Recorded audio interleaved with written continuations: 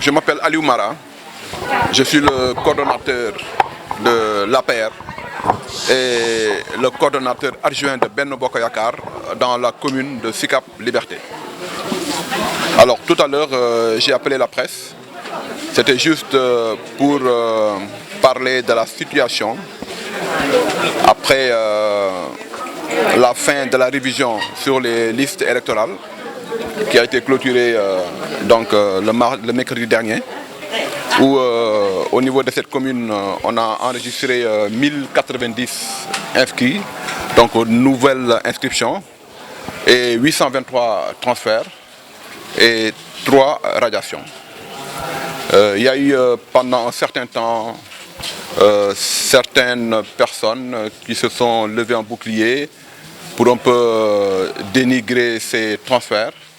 Moi, en tant que coordonnateur, je n'ai pas voulu m'avancer dans ce sens parce que je me suis toujours dit que tout ce qui a été inscrit au niveau de cette commission de révision des listes électorales est passé par la voie administrative normale. À savoir, la personne qui veut faire un transfert doit d'abord bénéficier d'un certificat de domicile délivré en bonne et due forme par le délégué de quartier.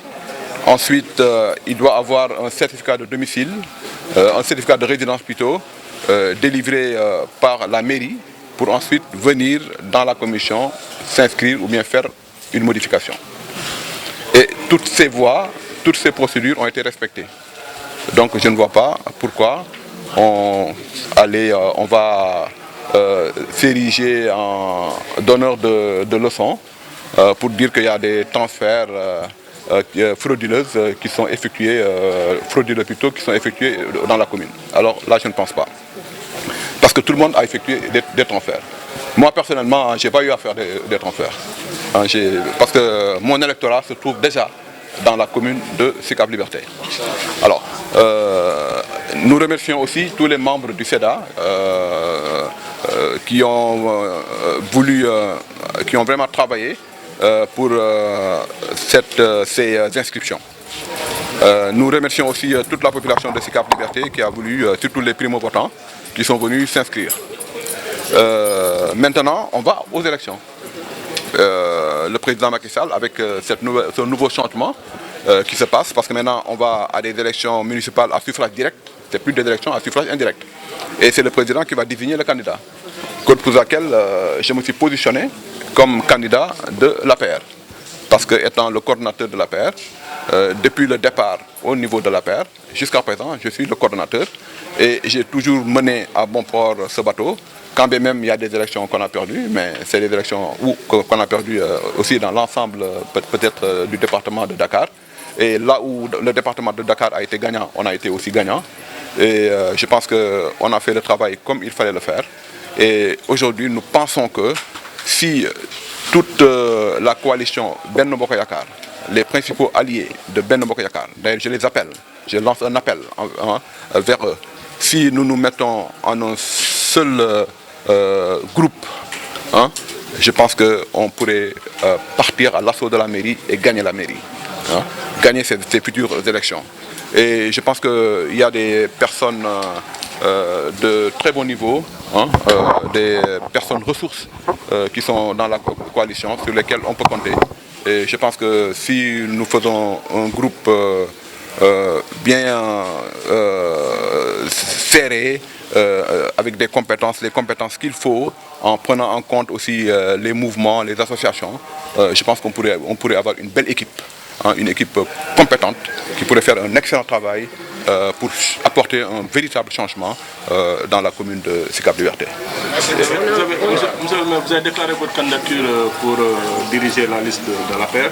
Est-ce qu'un travail préalable a été fait dans ce sens avec vos camarades de parti ou de la coalition Benno Bokk Yakaar? Alors, il y a un travail de préparatif qui a été fait. En fait, le travail préparatif, c'est qu'il faut être ensemble. Quand bien même il y a donc des velléités de candidature de part et d'autre. C'est un choc d'ambition. C'est normal. Surtout que maintenant il y a une nouvelle jeunesse qui vient pour prendre la relève. C'est une très bonne chose aussi. Il faut les accompagner. Et je pense aussi que l'essentiel c'est que nous ne sommes pas des adversaires, c'est nos frères, il n'y a pas d'animosité. Si on veut parler, on parle, si on s'appelle au téléphone. Ce qui est important, c'est qu'on choisisse le meilleur profil pour diriger la liste. C'est ça qui est important. Et moi, aujourd'hui, je pense que je suis un bon profil pour diriger. Comme je vous l'ai dit, j'ai un programme. Et au moment venu, je vais dérouler mon programme. Mais d'ores et déjà, vous pouvez retenir que le premier jalon que je vais poser ira vers la jeunesse. Parce que je me suis dit que pour changer la commune, pour transformer la commune, il faut d'abord donner de la formation aux jeunes. Nous savons qu'aujourd'hui au Sénégal, plus de 75% de la population a moins de 35 ans. Donc il faut mettre le paquet sur cette jeunesse. Il faut faire de sorte que tous les jeunes aient une formation. Parce qu'un jeune, si tu n'es pas à l'université, c'est-à-dire à l'âge de 25 ans, si tu n'es pas à l'université en train de faire une maîtrise ou bien un master, quelque chose comme ça, tu dois avoir un métier. Tu dois avoir que ce soit aussi bien les garçons que les filles. Tu dois avoir un métier. Et on doit mettre le paquet pour que tous les jeunes aient un métier. Parce que si le jeune a un métier, on a déjà franchi au moins 50% du chômage. On a déjà réglé 50% du chômage. Parce qu'aujourd'hui, on a remarqué, le problème du chômage, c'est qu'il y a beaucoup de jeunes qui n'ont pas de formation. Et il faut les former. Donc, on doit mettre le paquet sur la formation. Donc, moi, je me dis que le jour où j'aurai la mairie, mon budget, une bonne partie, sera au niveau de la formation des jeunes. Et l'autre partie, c'est les femmes. Parce qu'aujourd'hui, nous savons que beaucoup de maisons sont tenues par les femmes. Parce que les femmes s'activent dans le petit commerce. Donc, il faut les accompagner avec des financements revolving.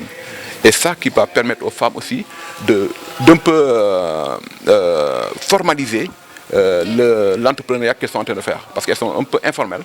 Il faut faire de sorte que les activités qu'elles font soient assez formalisées pour leur permettre d'avoir encore des marchés beaucoup plus importants et plus intéressants. Et vous évoquiez tantôt dans votre déclaration la cherté de la vie. Pouvez-vous revenir là-dessus et quelles sont les solutions que vous pouvez proposer pour qu'on puisse sortir de cette situation? Alors, je disais tout à l'heure que nous tous, on a remarqué ces temps-ci, il y a une flambée des prix, surtout les denrées de première nécessité. Et ça, donc, ça, c'est en train de malmener donc, le Sénégalais lambda. Mais il faut savoir, pourquoi j'en parle, parce que l'opposition en profite pour faire comprendre à la population que c'est une mauvaise gestion du gouvernement de Macky Sall. Ce qui n'est pas le cas, loin de là. Cette flambée des prix est remarquée dans le monde entier. D'ailleurs, si vous regardez les pays limitrophes, nos voisins du Sénégal, c'est encore pire là-bas. Alors, il faut savoir que cette flambée des prix est due à une inflation importée. En fait, c'est une flambée des prix venant de l'extérieur. Parce que nous, on n'a pas encore une souveraineté économique. C'est-à-dire tout ce que nous consommons, à plus de 90%, vient de l'extérieur. Tant qu'on est dans cette position, à chaque fois qu'il y a un choc exogène, on va subir. Et maintenant, le gouvernement, ce qu'il peut faire, c'est de diminuer les taxes sur les produits importés, mais ça, c'est une solution conjoncturelle.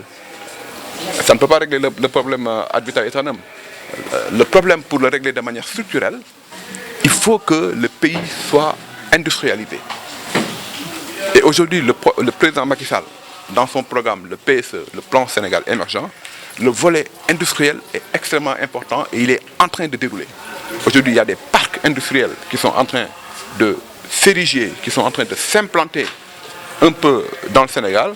Je vous donnerai l'exemple du parc industriel de Diamniadio qui a été érigé en zone économique spéciale. Il y a le domaine industriel de Diamniadio, il y a la zone économique spéciale de Dias, à côté de l'aéroport.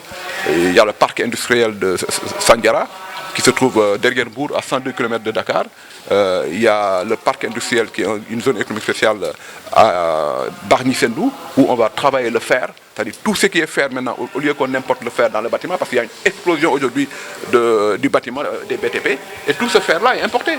Et aujourd'hui, alors que le Sénégal a du fer. Donc on est en train de mettre une zone économique spéciale à vocation sidérurgique, où tout le fer qui va être au Sénégal, consommé au Sénégal, sera fait au Sénégal, fabriqué au Sénégal. Donc il y a des projets comme ça, un peu partout dans le Sénégal, qui sont en train de s'implémenter un peu partout dans le pays. Et je pense que le président Macky Sall, avec son programme de PSE, d'ici peu, il y aura une certaine souveraineté économique. Mais ce n'est pas quelque chose en 2 ans, 3 ans, 4 ans. Ça demande dans le moyen terme et dans le long terme. L'essentiel, ce qui est important, les jalons sont posés et les jalons sont bien posés par le président. Et je pense que d'ici peu, la jeunesse, après, voilà, va profiter de cela parce que ça va créer beaucoup d'emplois.